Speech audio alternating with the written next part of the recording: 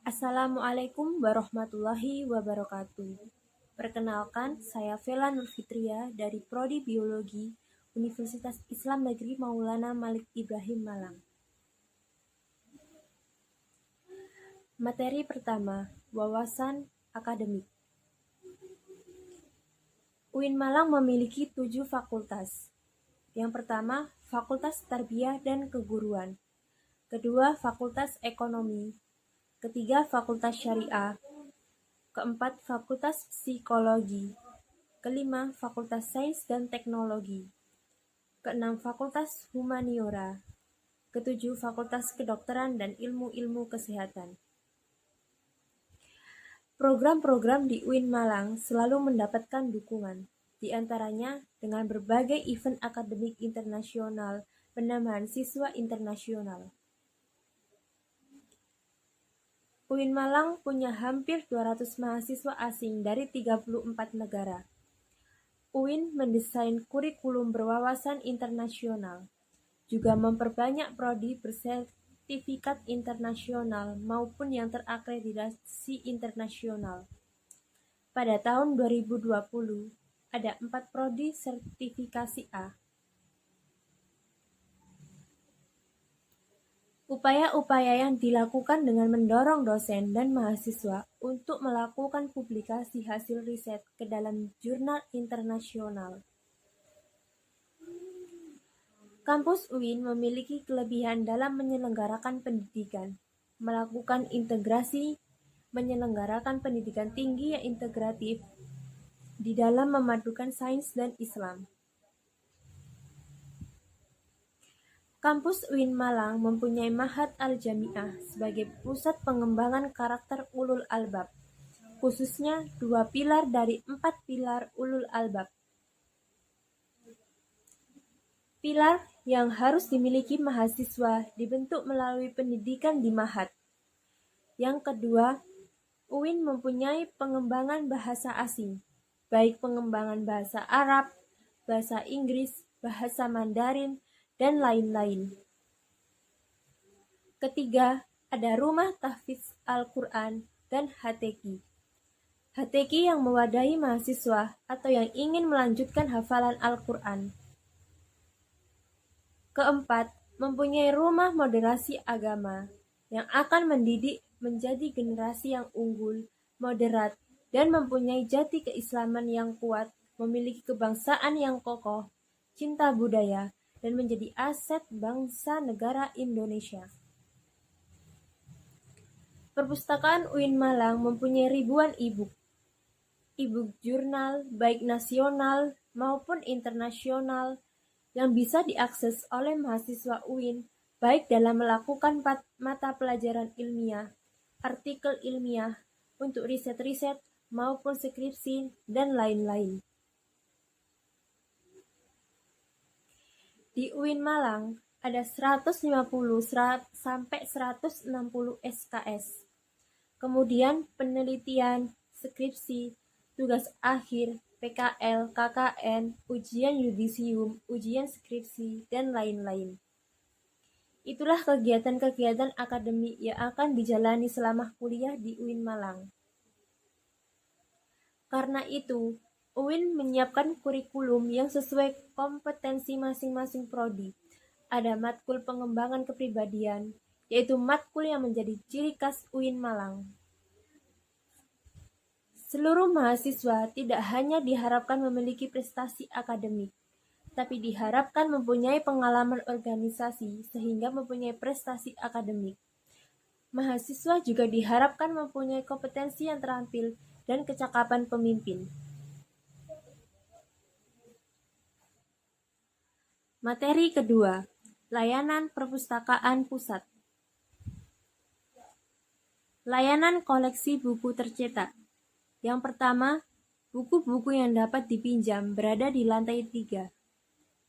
Yang kedua, buku referensi dan tugas akhir yang hanya bisa dibaca di tempat berada di lantai 2. Layanan sirkulasi. Pertama, layanan peminjaman di lantai 1. Kedua, layanan pengambilan di lantai 3. Ketiga, syarat meminjam dan mengembalikan adalah membawa KTM.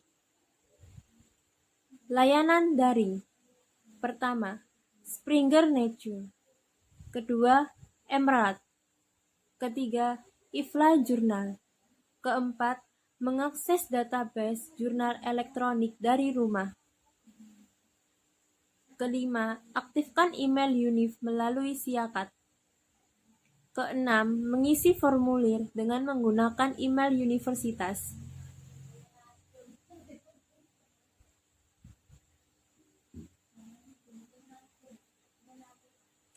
Repositori institusi akses terbuka. Yang pertama, Access. Yang kedua, repositori. Yang ketiga, e-resource. Pelatihan daring. Yang pertama, pelatihan online research skills, penelusuran sumber informasi.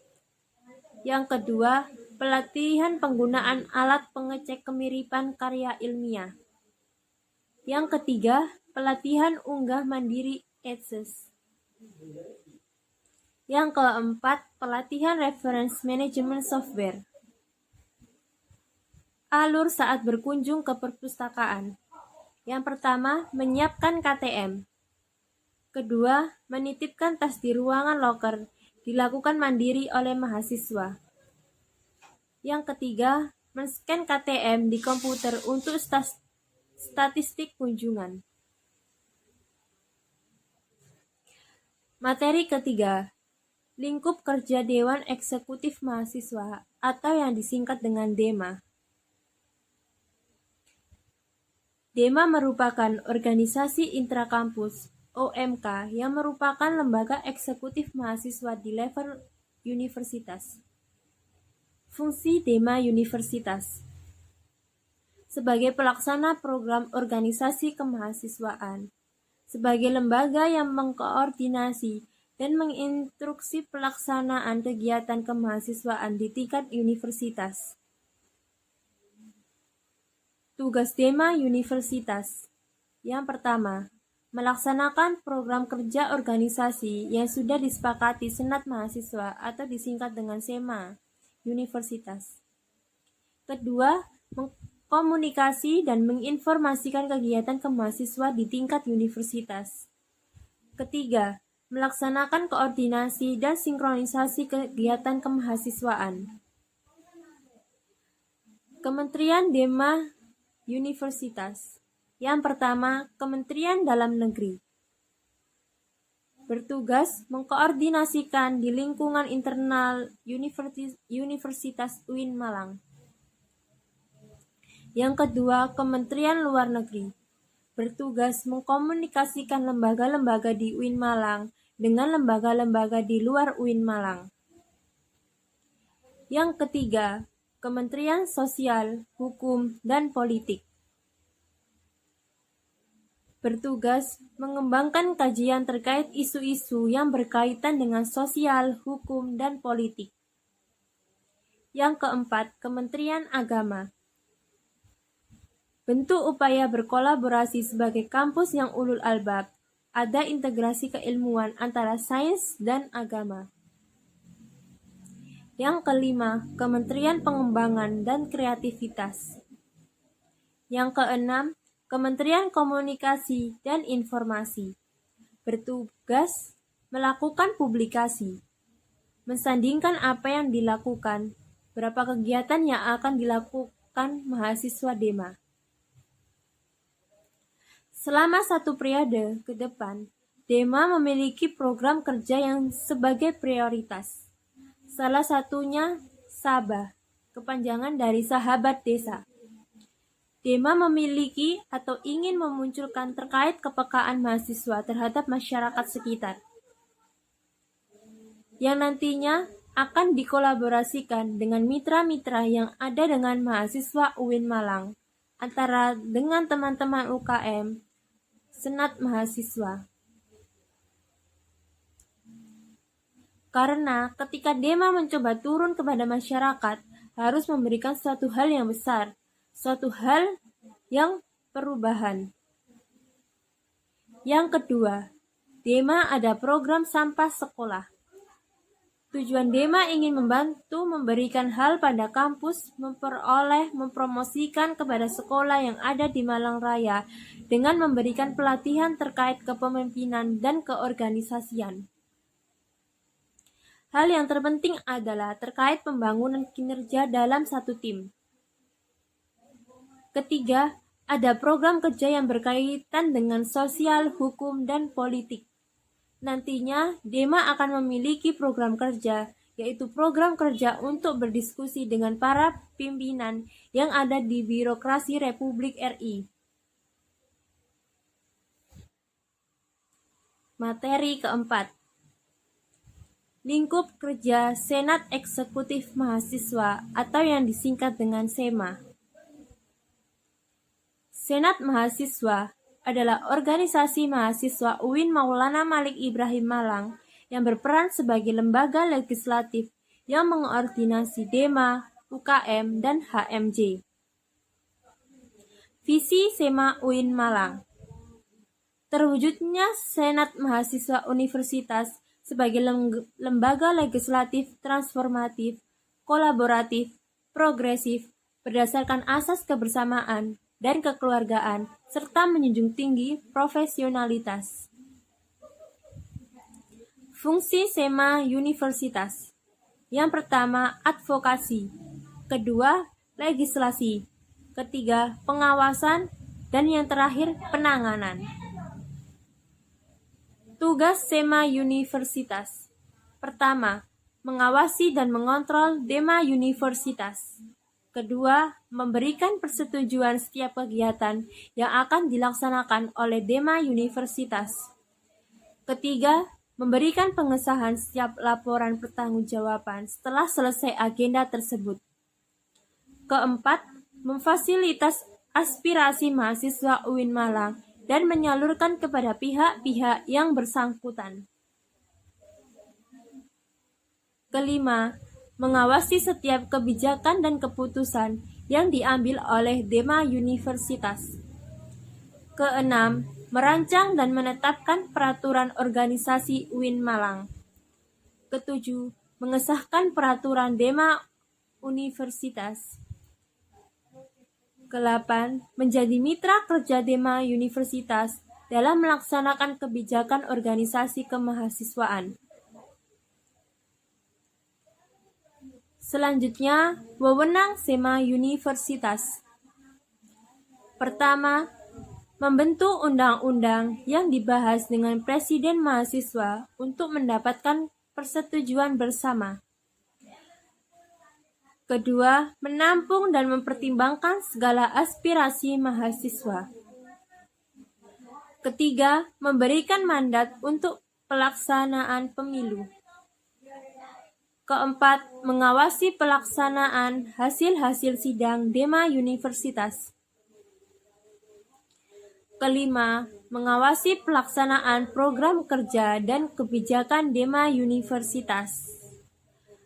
Keenam, turut andil dalam mengkaji permasalahan yang timbul di dalam negara dan di tingkat universitas. Ketujuh, menerima dan membahas usulan PO yang berkaitan dengan bidang tertentu dan mengikut sertakan dalam pembahasan. Kedelapan, memberikan peringatan atau memorandum kepada Dema Universitas.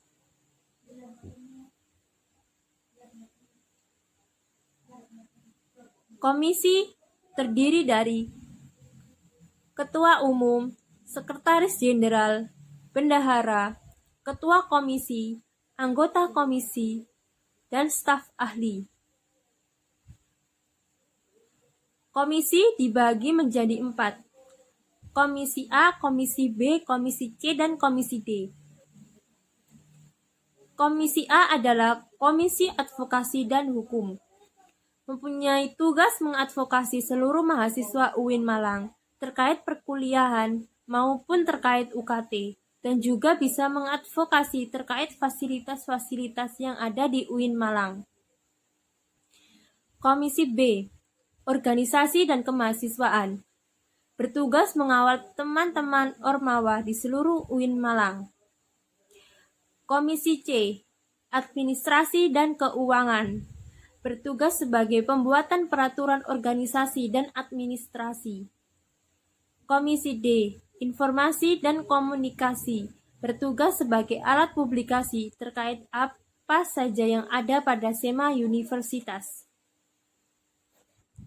Materi kelima, moderasi beragama dalam bingkai NKRI. Sampai detik ini, tidak ada satupun di dunia ini yang bisa menemukan obat untuk COVID-19, kata Amerika dan Cina yang sudah memproduksi vaksin demikian banyaknya. Produksi vaksin dan obatnya ini jadi pandemi. Kunci untuk mengendalikan pandemi ini ada dua. Pertama, vaksinasi dipercepat sehingga terjadi immunity 70%.